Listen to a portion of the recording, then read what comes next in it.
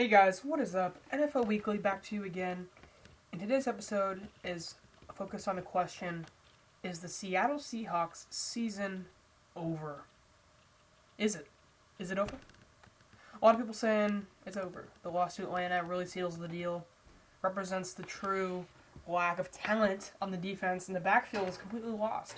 So what chance does Seattle have? They have nobody left. All they have is their dream quarterback, Russell Wilson. But other than that, they are an utter failure. Who do they have? Their season is over. I'm sure they lost prime players such as Richard Sherman and such as Cam Chancellor. But even though they received huge losses from easily their best defensive players, they still have stars. They still have Thomas. They still have Bennett. They still have Wilson. They still have Richardson. And the list goes on. See, this team is far from over. Because though they have lost star players, though they have lost all these guys, they still have their best players. They still have Wilson. They still have Pete Carroll, who is one of the best coaches in the league. Yeah, he's made some bad plays in the past. But who hasn't? Who doesn't make mistakes? Everybody makes mistakes.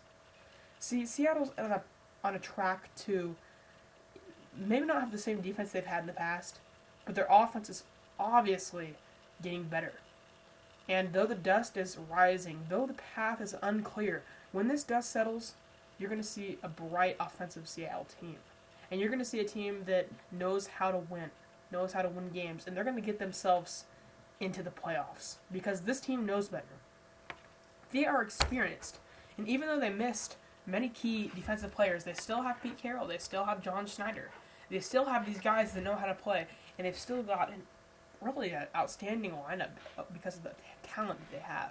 And their defense it's missing players, and I've said this multiple times in this video, but you got to realize that this team still has its outstanding playmakers.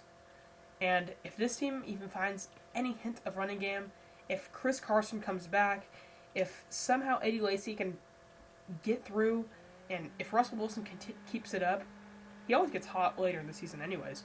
But if this Seattle offense can keep it up, I wouldn't be afraid. And I really wouldn't be afraid about the defense because I can tell they're getting back on track, even though they don't got Earl and, well, not Earl, but even though they don't got Cam and Sherman. Wayne and Maxwell, they gave up plays, but hey, overall, did they play good? Yeah. I mean, Matt Ryan was held to not even 200 passing yards, so that tells you something.